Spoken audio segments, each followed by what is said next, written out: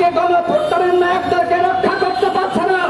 আমাদের নিরাপত্তা যদি এই সরকার নিশ্চিত করতে না পারে তাহলে সরকারকে বলবো বিদায় নেন। হাসিনা সরকারের উদ্দেশ্যে যে নূর এই ধরনের ঘোষণা দিলেন, আমাদের অসংখ্য নেতাকর্মী গ্রেপ্তার হয়েছে, শহীদ হয়েছে। আমরা এই সরকারকে ক্ষমতায় বসিয়েছি। আমরা বারবার বলছি এই গণঅভ্যুত্থানের সরকার আমাদের সকলের সরকার। আমরা যারা গণঅভ্যুত্থান সংগঠিত করেছে সেই গণঅভ্যুত্থানের সরকারের আমলে যদি নৌলখনকে আক্রান্ত হয়ে ঢাকা মেডিকেলের আইসিইউতে কাটতে হয়, যদি আমাদের নেতা কর্মীদেরকে হাসপাতালের বিছানায় কাটতে হয়, সেই সরকারকে কোনোভাবেই কি গণঅভ্যুত্থানের সরকার বলা যায়? বন্ধুগণ, এই সরকার পদে পদে ভুল করছে। আজকে গণঅভ্যুত্থানের নায়কদেরকে রক্ষা করতে পারছে না। আজকে হয়তো নৌলখনকে আক্রান্ত করা হয়েছে, আগামীকাল কিন্তু আপনার পালা।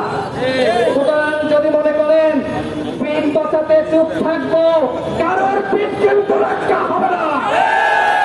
যদি 1-11 ফিরে আসে, যদি এই সরকার ব্যর্থ হয়, যদি আরেকটি ভাবমূর্তির মৌলিকদিন সরকার গঠিত হয়, তাহলে কিন্তু আমরা সবাই অনিরাপদ।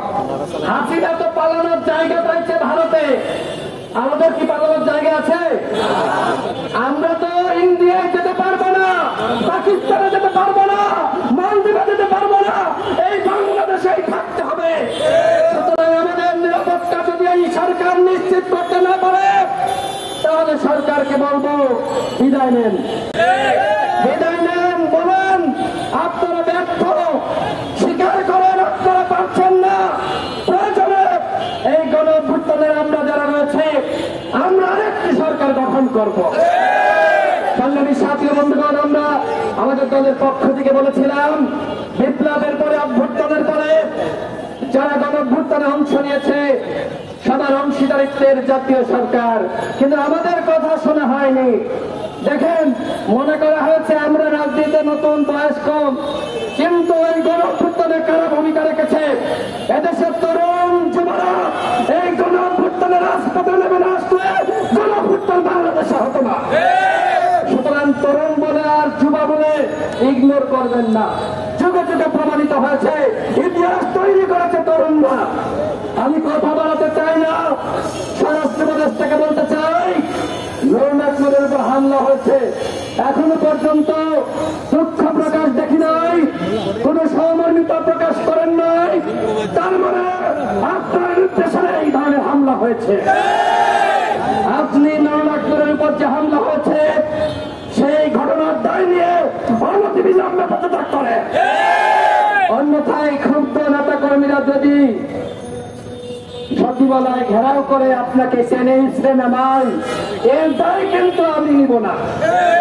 স্পষ্ট কথা, এর দায় কিন্তু আমরা নিব না। আপনার দায়িত্ব ছিল যারা এই ঘটনার সাথে জড়িত, যারা নির্দেশ দিয়েছে চিহ্নিত করে তাদের বিচার করা, তাদেরকে গ্রেপ্তার করা।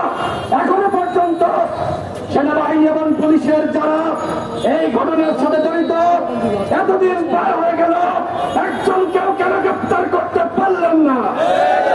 আমরা বারবার বলছি সেনাবাহিনীর সাথে আমাদের বিরোধ নাই, পুলিশের সাথে বিরোধ নাই। আমরা পুরো সেনাবাহিনী এবং পুরো পুলিশ বাহিনীকে দোষারোপ করছি না, কিন্তু যারা নৌলখনদের উপর হামলা করলো আমরা কি তাদের গ্রেপ্তার দাবি করতে পারি না? আমরা কি বলতে পারি না এই ঘটনার দায় নিয়ে ওই খুদাবাদ চৌধুরী যিনি প্রতিমন্ত্রী পদমর্যাদা স্বরাষ্ট্র মন্ত্রণালয়ে যিনি আসীন হয়েছেন, আমরা কি তার পদত্যাগ দাবি করতে পারি না? আমরা কি আইজিপি পদত্যাগ দাবি করতে পারি না?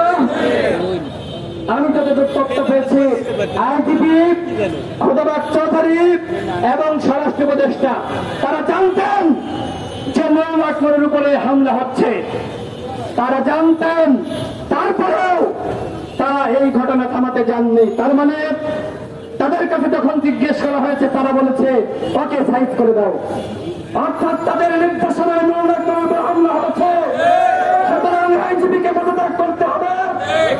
চৌধুরীকে পদত্যাগ করতে হবে, স্বরাষ্ট্র উপদেষ্টাকে এক সপ্তাহ নিয়ে পদত্যাগ করতে হবে।